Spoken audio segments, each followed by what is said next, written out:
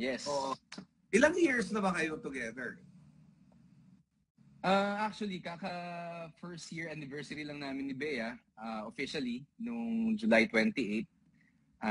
Ayun, pero we were dating na for, I think, almost 3 years. I mean, magkasama kami. Pero naging official lang kami nung January 28 last year. So masasabi mo ba itong 1 year na ito ang isa sa pinakamasayang 1 year sa buhay mo? Oo naman. Kasi siguro kami ni Bea, pag nag-uusap kami together, nakikita naman namin yung, kumbaga, nasa edad na rin kami ng buhay namin na, syempre, iniisip na namin yung future together. At malinaw naman ang pag-uusap namin. At talagang, siguro hindi na kami naglalaro, kumbaga, sa relasyon namin. At maayos na yung usapan namin together. O yan, nag-comment nga si Sarah Ostia. Sabi niya, Dom, wag mo na pakawalan si Bea. Sabi niya, sana wag mo na pakawalan si Bea. Oo nga, Dom, palagay ko naman wala namang plano si Dom na pakawalan si Bea dahil sabi ko nga, bukod sa maganda, mabait, masipag, at saka siya, may plano for the future. Talagang para sa akin yan yung wife material. Alam ko naman to si Dom. Matagal na tayo nagkikwentuhan na lagi mong sinasabi sa akin na naghahanap ka rin ng forever. Yes, so, of course. Sa tingin mo ba si Bea pwedeng pang forever? I think sa pagsasama namin ng yung official naman kami 1 taon na, para magtatatlong taon na din siguro kaming yung magkasama na din talaga together. Siguro makikita ko namang may future talaga kami together. At makikita ko naman na masaya kami, okay kami, nagkakasundo naman kami. And ayun nga nakita ko yung comment ni Marco at Jensa. Dom, kailan na ba ang kasal? Tama! Meron bang kasal in the future? Magkakaroon din yan. Siyempre, napag-usap-usapan din naman namin yun kung papaano. Pero, dadating din tayo doon. Yeah. Sabi ni Fina Gono,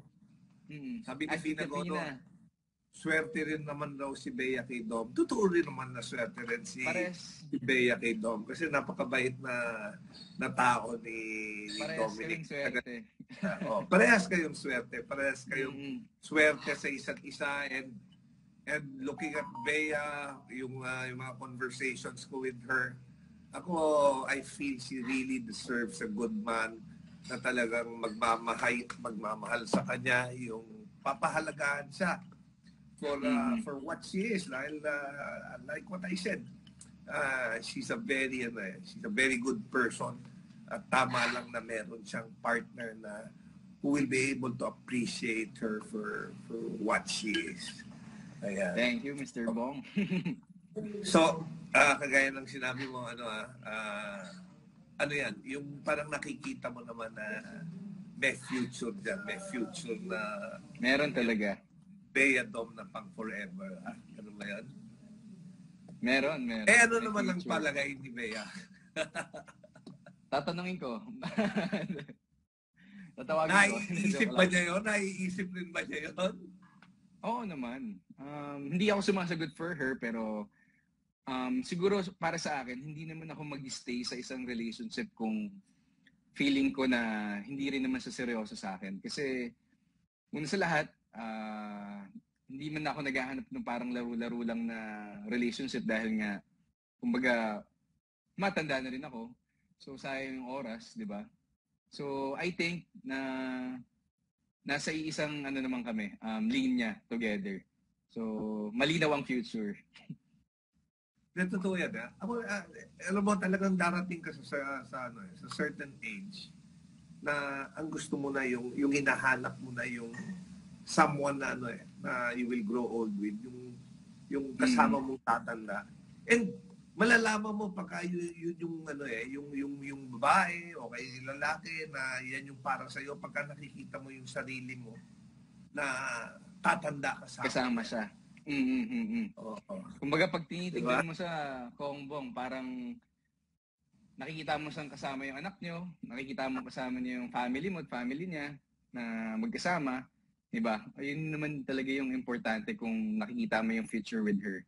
I think may mga conversations din naman kami ni Bay na future yung pinag-uusapan namin. Lalo na sa kids, kasi ako, mahilig ako sa bata, sa mga pamangking ko. Alam mo yun, mahilig ako mag-alaga ng babies. Kasi nga, kumbaga, ako, kung tatanungin, gusto ko na rin talaga magkaroon ng anak. Pero dadating din tayo doon. Siguro. Si Bea ba gusto rin magkaanak? Gusto rin niya magkaanak, yeah. Kasi, lalo na si Bea, kung paano ako sa pamangkin ko, ganun din siya kaaliw na aliw sa pamangkin niya. So pareho kayong mahilig sa bata. Ayos. Oo. Tama na nga. Tama naman yan. Sabi ni Lea Garnono, yay, road to kasalan na. Sabi niya. Sabi naman ni Ami, ang pogi-pogi ni Mr. Dominic Roque. Oo. Ayun, hi kay J-Love. Kanina nakita ko. Ayan. Yun. Tapos si Aris Lolet, hi, Bea Idol. Sana forever na kayo ni Dom. Dami nagko-comment na sana, na talagang kayong dalawa. Ako naman palagay ko, yung doon na patungo yun. At si Bea rin naman, I believe, naghahanap rin siya ng nung kanyang... seryoso. Yung special someone na kung kanino rin siya, tatanda, di ba? We always want someone to go home to. Kaya, yes, oo. Kaya si Mami Shields, Jelly, si Pin ang gwapo ni Superman. So, siyempre, lahat ng couple nag-aaway rin yan. Ano ang madalas yung pag-awayan? Siguro, nag-aaway kami pag hindi kami nakikita. Sino ang nagagalit pag hindi kayo nakikita? Siya ba o ikaw? Parang parehas kami. Kasi minsan, kunyari last year, may mga times na sobrang busy niya. Tapos may times din na magiging busy ako. So may time talaga na hindi nagtatagpo yung schedule namin. Lalo na last year, pukpok siya sa trabaho niya. And then, may mga times na paglibre siya, hindi naman ako libre. So pag hindi kami nagkikita, talagang nagkakainitan kami ng ulo. Pero sa mga ganung bagay lang naman, wala naman yung talagang away na grabe. Tama na. 1 year na kayong together. 2 taon na itong pandemya na tumama sa atin. So, ibig ba sabihin nun? Pero magkakilala na kayo even before itong COVID pandemic. Tama, di ba? Yes. So, can you say na mas naging close kayo dahil dito nung nangyari yung pandemic? Oo. Naman. Kasi marami nung nagkaroon ng pandemya. Siyempre, nung 2019, yun yung time na magkasama kami sa Japan, nung November. Doon kami nagkaroon ng, sabihin nating spark together.